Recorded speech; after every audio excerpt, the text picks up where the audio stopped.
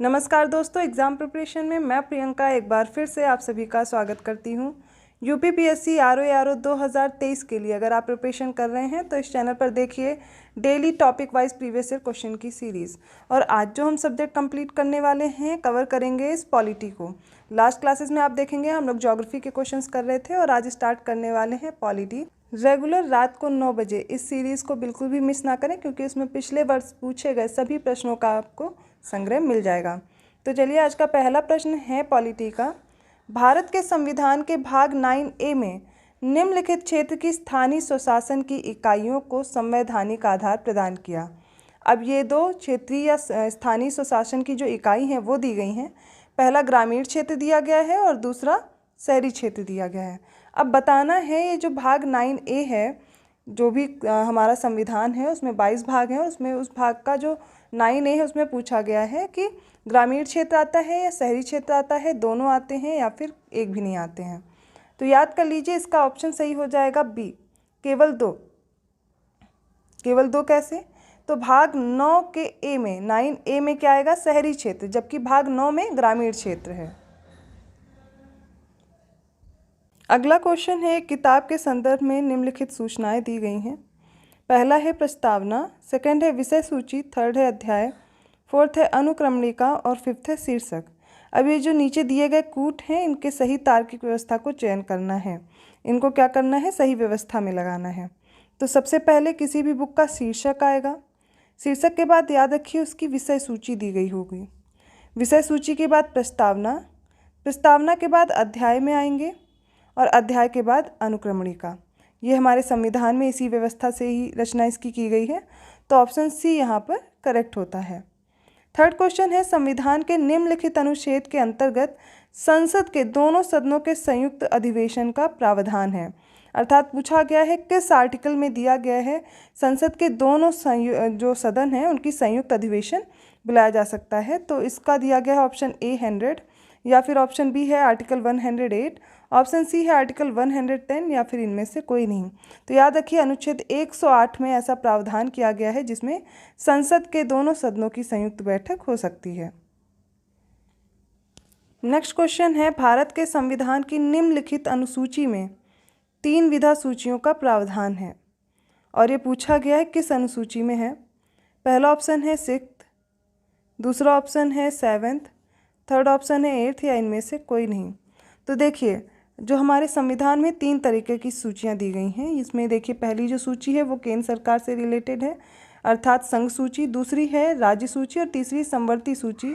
ये एक प्रकार की ऐसी सूची है जिसमें दोनों ही प्रावधान बना सकते हैं, वो चाहे राज्य सरकार हो और चाहे केंद्र सरकार हो। और ये दिया गया है अनुसूची 7 में, ठीक है, शेड्यूल 7। आंसर बी करेक्ट होगा। फिफ्थ क्वेश्चन है, यदि किसी समय राष्ट्रपति या उपराष्ट्रपति दोनों का पद रिक्त हो जाए तब राष्ट्रपति के स्थान पर कौन कार्य करेगा? ऑप्शन ए है प्रधानमंत्री, ऑप्शन बी है लोकसभा अध्यक्ष, ऑप्शन सी है भारत के प्रधान न्यायाधीश और ऑप्शन डी है उपयुक्त में से कोई नहीं। इसका सही उत्तर हो जाएगा ऑप्शन सी, भारत के प्रधान या फिर मुख्य न्यायाधीश। देखिए, जब भी राष्ट्रपति का पद खाली हो तो उनकी जगह पर उपराष्ट्रपति पद लेते हैं। यदि उपराष्ट्रपति का भी पद खाली हो जाए तो कौन लेंगे? भारत के मुख्य न्यायाधीश। अब आप लोग मुझे कमेंट करके बताएंगे, यदि भारत के मुख्य न्यायाधीश का भी मतलब वो भी ना हो तो उस वक्त कौन ये पद ग्रहण करेगा? ये आप लोग कमेंट करके बताइए, मैं नेक्स्ट वीडियो में इसका आंसर दूंगी। 6th क्वेश्चन है, सूची 1 को सूची 2 से सुमेलित कीजिए और जो ये सूची दी गई है इनके नीचे कूट दिए गए हैं, उनके अकॉर्डिंग मैच करके आंसर देना है। तो सबसे पहले कुछ ऑफिस या कुछ पद दिए गए हैं और उनके आधार पर हमें बताना है कि इसके लिए क्या न्यूनतम अर्हता होती है, आयु अर्हता, ठीक है। तो इसमें देखते हैं, सबसे पहली जो लिस्ट है उसमें 21 वर्ष और दूसरा ऑप्शन में 25 वर्ष है, तीसरा ऑप्शन है 30 वर्ष और डी ऑप्शन में भी 30 वर्ष दिया गया है। और बताना है भारत के राष्ट्रपति की आयु क्या होनी चाहिए न्यूनतम, पंचायत सदस्य की न्यूनतम आयु क्या होनी चाहिए, राज्य विधानसभा सदस्य की और राज्य विधान परिषद की।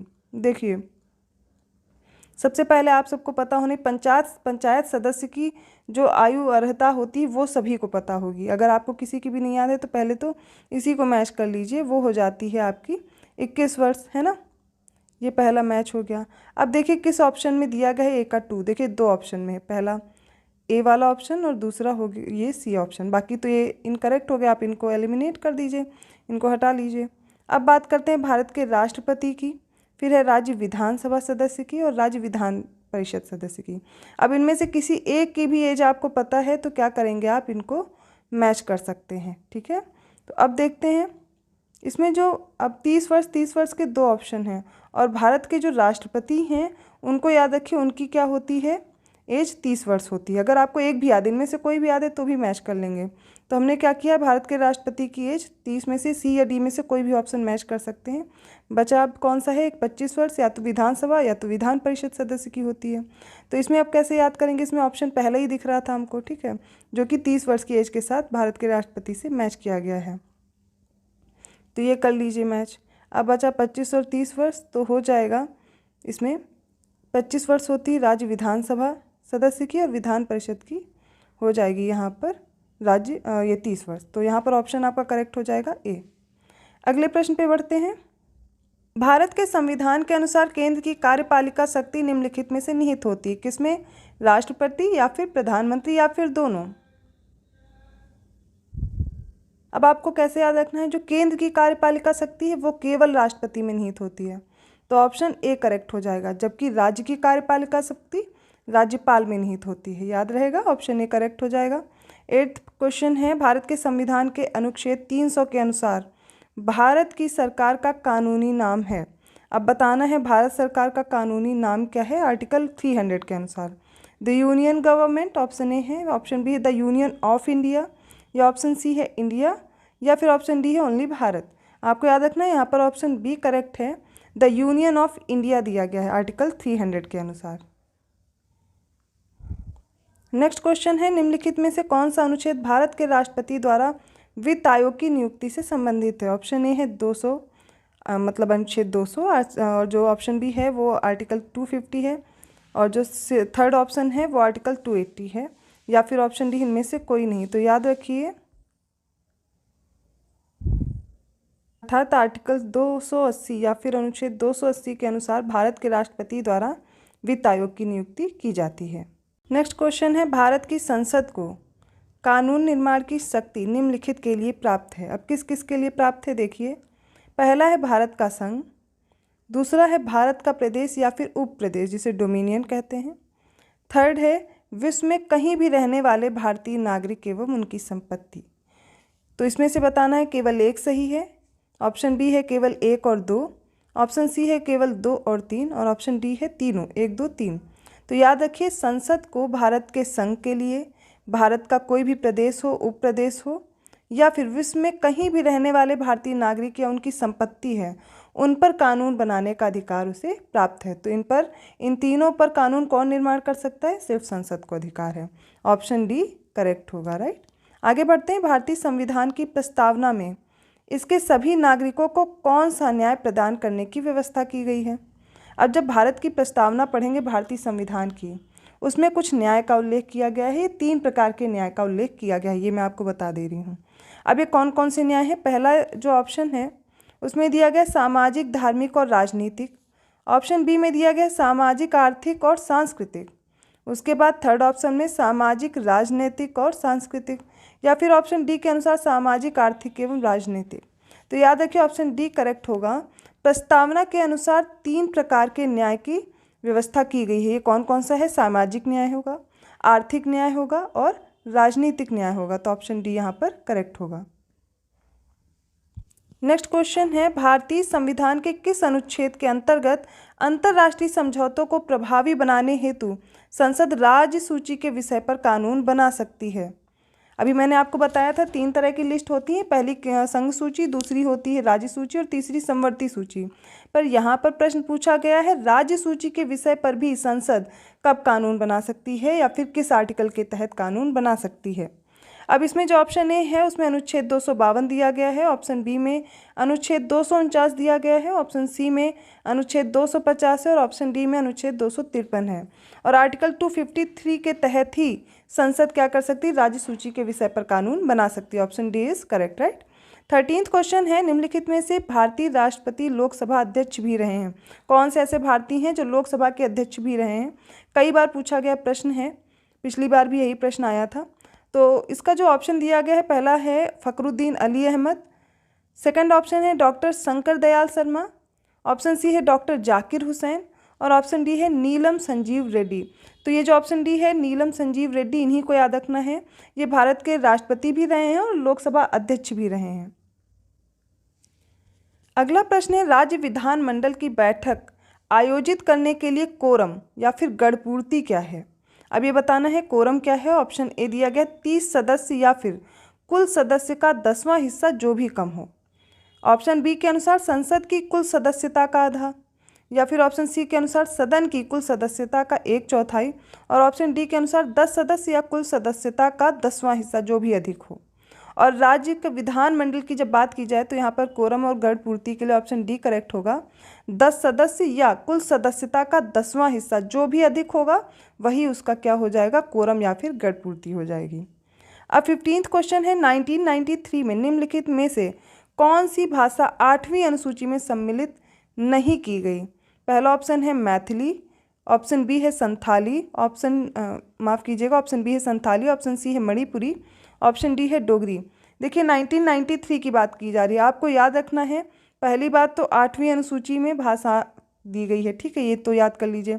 उसके बाद कौन सी नहीं थी, देखिए मैथिली, संथाली और डोगरी थी। ऑप्शन सी यहाँ पर करेक्ट होगा, मणिपुरी नहीं थी। याद हो गया। चलिए अगले प्रश्न पे बढ़ते हैं। दक्षिण एशियाई क्षेत्र के लिए भारत का 6 सूत्री प्रस्ताव भारत के किस प्रधानमंत्री द्वारा प्रस्तुत किया गया। ऑप्शन ए में मनमोहन सिंह है, option B Atal Bihari Vajpayee, option C है नरेंद्र मोदी या फिर ऑप्शन डी है इंद्र कुमार गुजराल। और इसका सही उत्तर है अटल बिहारी वाजपेयी। अगला प्रश्न दिया गया है, नीचे दिए गए कथन है कुछ, एक अभिकथन है दूसरा उसका कारण है। अब इनका सही उत्तर बताना है। अभिकथन है राज्यसभा का विघटन नहीं होता है।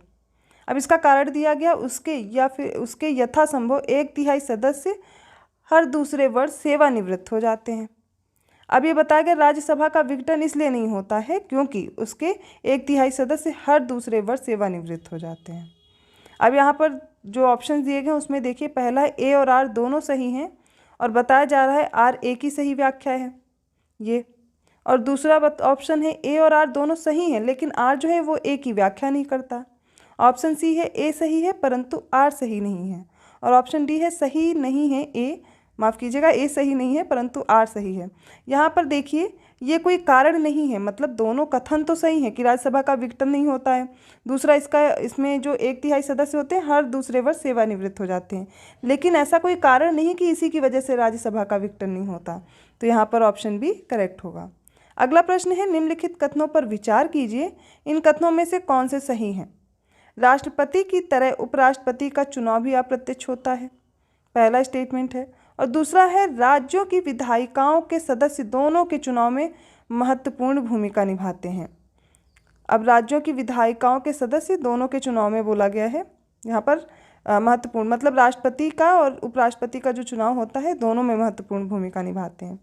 यहाँ पर आपका ऑप्शन ए करेक्ट होगा, मतलब स्टेटमेंट पहला ही सही है और इस प्रकार ऑप्शन ए करेक्ट होगा क्योंकि राष्ट्रपति की तरह उपराष्ट्रपति का चुनाव तो होता है अप्रत्यक्ष रूप से, लेकिन राष्ट्रपति के चुनाव में जो भी सदस्य होते हैं वो अलग है, उसमें निर्वाचित सदस्य नहीं होते हैं, लेकिन जब उपराष्ट्रपति का होता है तो उसमें होते हैं। तो इस प्रकार दोनों अलग अलग है इसमें, इसीलिए ये ऑप्शन जो स्टेटमेंट है ये गलत हो जाएगा, ऑप्शन ए ही करेक्ट रहेगा, राइट। अगला प्रश्न है किसी राज्य के राज्यपाल के निम्नलिखित में से किस अनुच्छेद के अंतर्गत विधानमंडल के अवकाश के दौरान अध्यादेश जारी कर सकते हैं। अब ये राज्यपाल के बारे में पूछा जा रहा है कि जब भी इनमें से किस अनुच्छेद के अंतर्गत अगर विधानमंडल में अवकाश है तो अध्यादेश वो जारी कर सकते हैं। ऑप्शन ए के अनुसार अनुच्छेद 123 है, ऑप्शन बी के अनुसार अनुच्छेद 213 है, ऑप्शन सी के अनुसार अनुच्छेद 220 है और ऑप्शन डी के अनुसार अनुच्छेद 219 है। इसका सही उत्तर होगा ऑप्शन बी, अनुच्छेद 213 के अनुसार राज्यपाल जब भी विधानमंडल में अवकाश है तो उसके दौरान अध्यादेश जारी भी कर सकते हैं। अगर राष्ट्रपति के लिए पूछा जाए तो हो जाता अनुच्छेद 123, दोनों आपको याद रखना है। अब 20th क्वेश्चन है भारत में नीति आयोग की जो स्थापना है वह जनवरी 2015 में की गई। अब इसके लिए कुछ ऑप्शन दिए गए हैं। ए ऑप्शन है राष्ट्रपति के द्वारा जारी अध्यादेश से हुआ, या फिर ऑप्शन बी के अनुसार ऑप्शन सी के अनुसार संघीय मंत्रिपरिषद द्वारा पारित एक विशिष्ट प्रस्ताव से हुआ ऐसा, या फिर ऑप्शन डी इनमें से कोई नहीं। ऑप्शन सी याद रखिए, भारत में जो नीति आयोग की स्थापना की गई जनवरी 2015, पहले तो डेट याद करिए, और ये हुआ कैसे, संघीय मंत्रिपरिषद द्वारा पारित एक विशिष्ट प्रस्ताव से। यहाँ तक हमने 20 क्वेश्चन सॉल्व किए हैं जो पिछले वर्ष आपके पेपर में पूछे गए हैं ROA 2023 की। अगर आप प्रिपरेशन कर रहे हैं तो इन प्रश्नों को ज़रूर से ज़रूर हल करिए, इनको मिस मत करिए, क्योंकि ठीक ऐसे ही प्रश्न आपके अगले प्रश्न पत्र में आने की संभावना है। और पॉलिटी में क्वेश्चन ज़्यादातर रिपीट होने की भी संभावना रहती है।